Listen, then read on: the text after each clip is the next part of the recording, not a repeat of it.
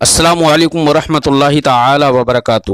مرکز اہل سنت جامعہ رضویہ منظر اسلام کے یوٹیوب چینل ہم سبق درس نظامی میں آپ کا خیر مقدم ہے۔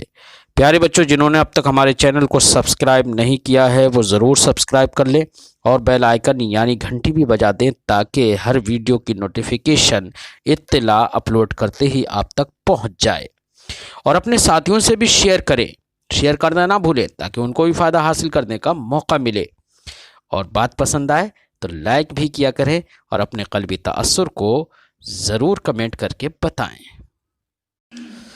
بسم اللہ الرحمن الرحیم۔ وقد يكون المفعول المطلق للتأكيد إن لم يكن في مفهومه زيادة على ما يفهم من الفعل والنوع إن دل على بعض أنواعه والعدد إن دل على عدده، مثل جلست جلوسا للتأكيد وجلسة بكسر الجيم للنوع وجلسة بفتحها للعدد الى آخر العبارہ۔ آج کے سبق میں صاحب کافیہ مفعول مطلق کے اقسام بیان فرماتے ہیں کہ مفعول مطلق کی 3 قسمیں ہیں۔ مفعول مطلق کے معنی میں آپ کو غور کرنا پڑے گا۔ مفعول مطلق کا معنی اگر ایسا ہے کہ جس میں فعل کے معنی پر زیادتی نہیں سمجھ میں آتی ہے، یعنی جو معنی بھئی فعل کے اندر بھی معنی حدثی ہوتا ہے نا، وہ بھی مشتمل ہوتا ہے معنی حدثی پر، اور مصدر کا بھی معنی حدثی ہے، معنی مصدری ہے۔ دونوں کے معنی میں اگر تفاوت نہیں ہے، بھئی طور کہ فعل کا جتنا معنی ہو وہی معنی مصدر کا بھی ہو، کوئی زیادتی سمجھ میں نہیں آتی ہو ایسی صورت میں ظاہر بات ہے کہ مصدر کا معنی پہلے ہی فعل سے سمجھ میں آ گیا ہے، اور وہی معنی مصدر سے بھی سمجھ میں آ رہا ہے، تو محض اس معنی میں زور پیدا ہو جائے گا، یہ تاکید ہو جائے گی۔ بس کیا ہوگی؟ صرف اور صرف، جیسے ہم نے کہا جلستو جلوسن، میں بیٹھا، بیٹھنا، تو جلستو نے خود ہی یعنی فعل ہی نے بیٹھنے پر تو دلالت جلستو ہی کی ہے، یہ معنی تو بیٹھنے کا جلستو ہی سے سمجھ میں آ جا رہا ہے، اور جلوسن جو مصدر ہے مفعول مطلق جو ہے اس نے بھی وہی معنی بتایا ہے، صرف کوئی زیادتی سمجھ میں نہیں آ رہی ہے اس معنی پر جو فعل کے اندر ہے، تو یہ مفعول مطلق تاکید کے لیے کہلائے گا، کیونکہ صرف زور پیدا کرنا ہے اور مزید کوئی معنی اس سے حاصل نہیں ہوا۔ اور اگر مفعول مطلق کا جو معنی ہے اس کے اندر فعل کے معنی پر زیادتی سمجھ میں آئے، تو یہ زیادتی سمجھ میں اگر آ رہی ہے تو اب تاکید کے لیے نہیں ہوگا۔ اب زیادتی سمجھ میں آ رہی ہے تو یا تو نوعیت کی زیادتی سمجھ میں آ رہی ہے، بہین طور کہ فعل جس معنی حدثی پر، جس معنی مصدری پر دلالت کرتا تھا اس کی بہت ساری انواع ہیں۔ کیا ہے؟ مفعول مطلق نے کسی ایک نوع کو بیان کر دیا، تو بیان نوع کر دیا ہے تو یہ اس کے معنی پر زیادتی ہو گئی۔ اب مزید یہ بات سمجھ میں آ گئی، تو ایسی صورت میں یہ مفعول مطلق بیان نوع کے لیے ہے تو یہ مفعول مطلق للنوع کہلائے گا۔ 2 قسمیں ہوگی مفعول مطلق کی، ایک مفعول مطلق للتاکید، ایک مفعول مطلق للنوع، اور ایک مفعول مطلق للعدد ہوتا ہے، یعنی فعل جس معنی حدثی پر دلالت کرتا ہے اس معنی حدثی کے مختلف افراد ہیں، مختلف مراتب ہیں، درجے ہیں، عدد ہیں، تو کئی عدد ہیں۔ اب ان اعداد میں سے کچھ کو بیان کر دینا کہ یہ اتنے عدد مراد ہے، ایک عدد، دو عدد، تین عدد مراد ہے. اگر مفعول مطلق اس عدد کو بیان کر دیتا ہے تو کہا جائے گا کہ یہ مفعول مطلق للعدد ہے. تو اس طرح سے مفعول مطلق کی تین قسمیں ہو گئیں. ایک مفعول مطلق للتاکید، للنوع اور للعدد. مثال کے طور پر ہم نے کہا جلستو جلستن، جیم کے کسرے کے ساتھ. کسرے کے ساتھ کہنے کی اس لیے ضرورت ہے کہ اگر جیم کو فتحہ دے دیا جائے اور جلستن کہہ دیا جائے تو معنی بدل جاتا ہے. کیا معنی بدل جاتا ہے؟ اس لیے جیم کے کسرے کے ساتھ جلستن اگر ہم نے کہا تو جلستو جلستن، جیم کے کسرے کے ساتھ یہ مصدر نوعیت کے لیے آتا ہے. میں بیٹھا، اب بیٹھنے کی تو بہت ساری انواع ہیں. جاہل کی طرح بھی بیٹھ سکتا ہے، عالم کی طرح بھی بیٹھ سکتا ہے، قاری کی طرح بھی بیٹھ سکتا ہے، علماء کی طرح بھی بیٹھ سکتا ہے، کتے کی طرح بھی بیٹھ سکتا ہے. بیٹھنے کی بہت ساری صورتیں ہیں، بہت ساری انواع ہیں. لیکن مفعول مطلق نے ایک نوع کو بیان کر دیا. جلست و جلستن میں ایک نوع کی، میں ایک طرح سے بیٹھا. کون سی طرح؟ اب وہ اضافت سے سمجھ میں آ جائے گی. مثلا جلست و جلست القاری، میں قاری کے بیٹھنے کی طرح بیٹھا. جلست و جلست العالم، میں عالم کے بیٹھنے کی طرح بیٹھا. تو چونکہ جلستو جو فعل مطلقاً بیٹھنے پر دلالت کر رہا تھا، اس بیٹھنے کی مختلف انواع تھیں.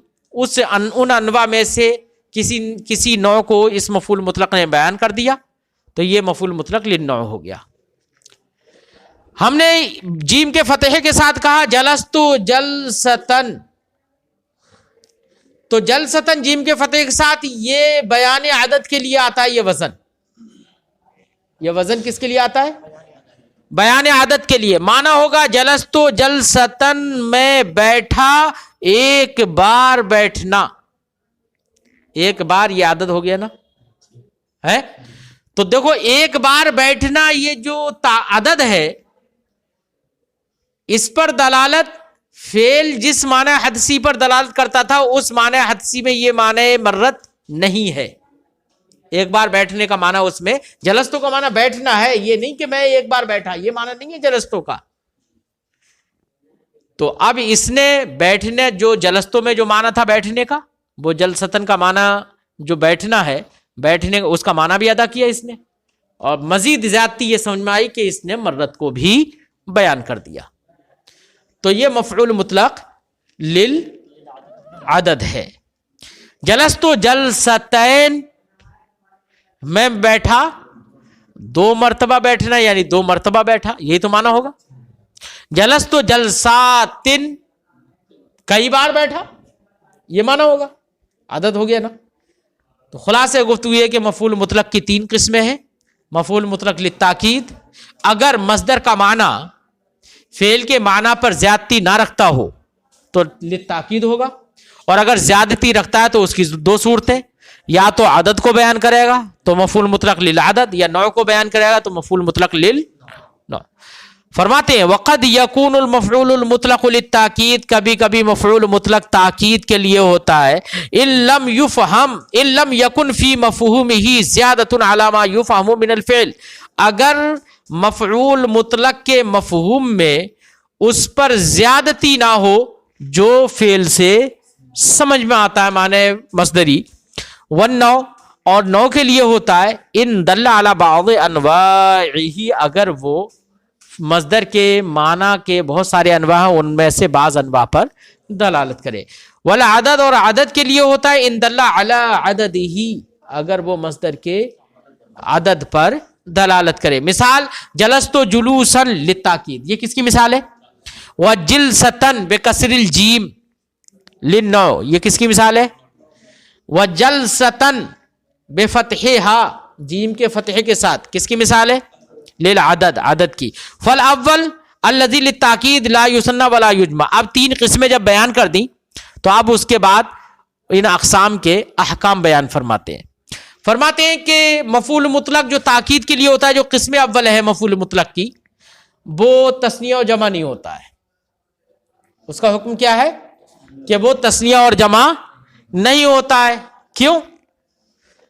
اس لیے کہ ہم نے کہا جلست جلوسن، میں بیٹھا، بیٹھنا، تو بیٹھنا جلوس سے ماہیت مراد ہے، ماہیت جلوس مراد ہے، بیٹھنے کی ماہیت مراد ہے. اس کے اندر تعدد مقصود نہیں ہے، یا ہے مقصود؟ نہیں. نہ ہی اعداد بیان کرنا مقصود ہے کہ اتنی بار میں بیٹھا، نہ ہی نوعیت کو بیان کرنا مقصود ہے، تو وہاں پر تو تعدد ہے ہی نہیں. نفس ماہیت جلوس مراد ہے، جو کہ خالی ہے تعدد سے. کس سے خالی ہے؟ تعدد سے خالی ہے. اور نفس ماہیت جہاں پر ہو، جہاں پر تعدد نہ ہو، تو وہاں پر تثنیہ و جمع نہیں ہوگا. کیوں؟ اس لیے کہ تثنیہ ہو یا جمع ہو، یہ مستلزم تعدد ہے. اگر دو تثنیہ ہوگا تب بھی تو دو ہوں گے کم سے کم وہاں. ارے تثنیہ تو دو ہی ہوتے ہیں. کیا ہوتے ہیں؟ دو ہی ہوتے ہیں. تو دو میں بھی تعدد ہو گیا ہے. اور اگر نوعیت کے لیے ہو تو وہاں پر بہت ساری انواع ہوں گی. اگر ایک نوع کو بیان کرنا ہو تب بھی وہاں پر عدد ہو گیا، دو نوع کو بیان کرنا ہو تب بھی عدد ہو گیا، تین نوع کو بیان کرنا ہو تب بھی عدد ہو گیا. تو تثنیہ اور جمع ہمیشہ وہاں پر ہوتے ہیں، ان کی تثنیہ و جمع آتی ہے جہاں پر تعدد ہو. اور جہاں پر مفعول مطلق صرف اور صرف ماہیت ہو، اس میں تعدد نہ ہو، تو اس لیے وہاں پر تثنیہ و جمع نہیں لا سکتے. لہذا جلست و جلوسن کہیں گے تثنیہ یا جمع بنا کر. جلست و جلوسات یا جلست و جلوسین یہ نہیں کہہ سکتے. کیوں؟ اس لیے کہ نفس ماہیت مراد ہے، وہاں پر تعدد نہیں ہے، اور تثنیہ و جمع یہ مستلزم تعدد ہیں.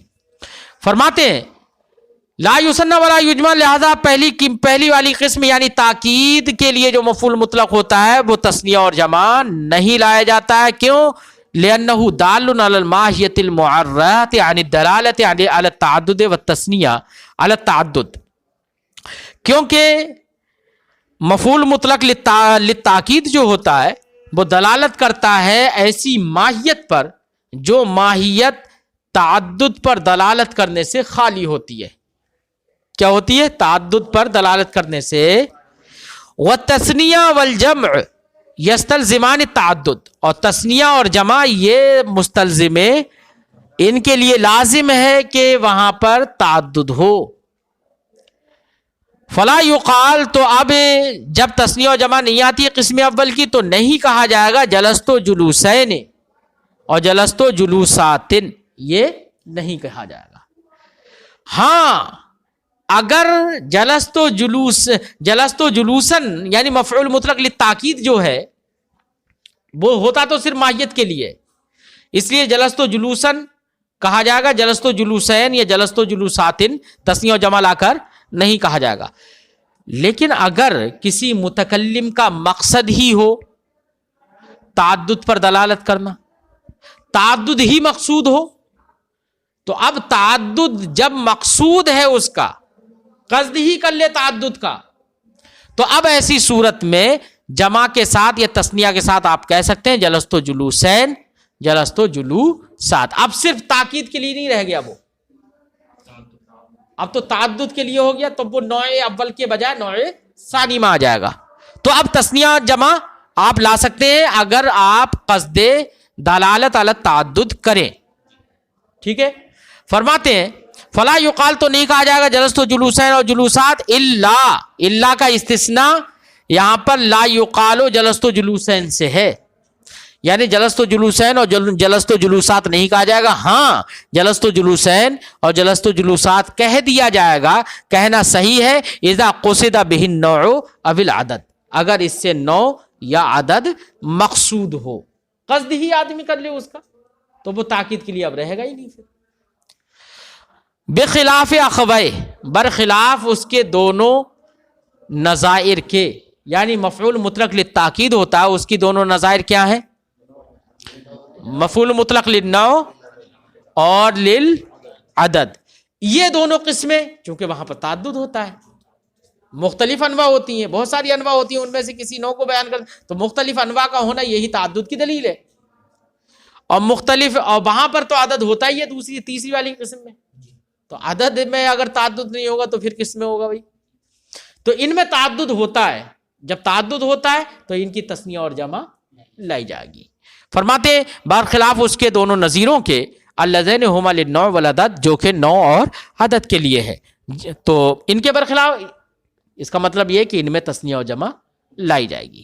جیسے کہا جائے گا جلستو جلستین، جلستو جلساتن، ہے للنوع ہو گیا یہ، اور للعدد اگر اب اسی کو بنانا ہو تو آپ کہیں گے جلستو جلستین، جلستو جلساتن، ہے جیم کے فتح و کسرہ دونوں کے ساتھ، بے کسر الجیم او فتحہ، جیم کے کسرہ اور جیم کے فتحے کے ساتھ۔ وقد یکون المفعول المطلق بغیر لفظی، اور کبھی کبھی مفعول مطلق بغیر لفظ ہوتا ہے، یعنی ما قبل میں جو اس کے فعل کا لفظ ہے، مفعول مطلق اس کے بے عینی ہی وہی لفظ نہیں ہوتے اس کے اندر، بلکہ الفاظ بدل جاتے ہیں، لیکن ہوتا مفعول مطلق ہے جمہور نحویوں کے نزدیک۔ لہذا ہم نے کہا قعدت جلوساً، اب بغیر لفظ میں عموم ہے، بغیر لفظ تب بھی ہو سکتا ہے جبکہ مادہ ہی بدل جائے، ہے، اور بغیر لفظ اس وقت بھی ہو سکتا ہے کہ مادہ تو نہ بدلے لیکن باب بدل جائے۔ کیا بدل جائے؟ تو کبھی کبھی مفعول مطلق بغیر لفظ الفعل ہوتا ہے کہ فعل کا تلفظ، فعل کے لفظ الگ ہے اور مفعول مطلق کا لفظ الگ ہے۔ اب یہ الگ ہونا اس میں عموم ہے، چاہے مادے میں الگ ہوں یا باب میں الگ ہوں۔ جیسے مادے میں الگ ہوں، ہم نے کہا قعدت جلوسن، قعدت، تو دیکھو یار قعدہ فعل اس کا مادہ الگ ہے، قاف عین دال ہے مادہ، اور جلوس کا مادہ کیا ہے؟ جیم لام سیم سین، تو یہ مادہ ہے، تو مادہ ہی بدل گیا، تو کہا جائے حالانکہ جلوسن مفعول مطلق ہے تو یہ مفعول مطلق بغیر لفظ فعل ہو گیا، یعنی فعل کے جو لفظ ہیں اس کا غیر ہے، مادہ ہی مختلف ہے، لیکن معنی میں تو اسی کے ہے نا۔ اسی لیے صاحب کافیہ نے کہا بفعل فعل مذکور بمعنہ ہو، بمعنہ ہو کہا تھا، اسی کی توضیح ہے یہ۔ فرماتے یا باب میں مختلف ہو، جیسے ہم نے کہا انبت اللہ نباتن، انبت اللہ، اللہ نے اگایا اگانا، یہ ہم نے کہہ دیا۔ تو یہاں پر دیکھو انبتا جو فعل مذکور ہے وہ ہے ثلاثی سے، اور نباتن یہ ہے مجرد، نبتا ینبت نباتن ہے وہ مجرد، باب مختلف ہو گیا۔ تو یہاں پر بغیر لفظ کس لحاظ مادتن تو نہیں ہے لیکن باب کے اعتبار سے ہے، بات سمجھائی؟ جمہور نحویوں کے نزدیک جلوسن بھی مفعول مطلق ہے، ایسے انبت اللہ نباتن میں نباتن بھی مفعول مطلق ہے۔ صاحب کافیہ نے اسی مذہب کو بیان کیا، اس کا مطلب صاحب کافیہ کا اپنا رجحان بھی یہی ہے جو کہ جمہور نحویوں کا ہے کہ اس صورت میں بھی یہ مفعول مطلق ہے۔ اس کے برخلاف یہاں پر امام سیبویہ جو ہیں وہ اس کو مفعول مطلق نہیں مانتے ہیں، جہاں پر بغیر لفظ ہو، بلکہ مفعول مطلق اگر مانتے بھی ہیں تو کہتے ہیں اس کا فعل مقدر ہوگا، فعل مذکور کا مفعول مطلق نہیں ہوگا، فعل مذکور کا مفعول مطلق وہ نہیں مانتے بلکہ اس کا فعل مقدر مانتے ہیں۔ وہ کہتے ہیں جلستو جلوسن میں، قعدتو جلوسن میں اصل عبارت ہوگی قعدتو جلستو جلوسن، اب جلستو کو حذف کر دیا گیا کیونکہ قعدتو اس کے معنی پر دلالت کر رہا ہے، اس لیے اس فعل کو حذف کر دیا گیا ہے۔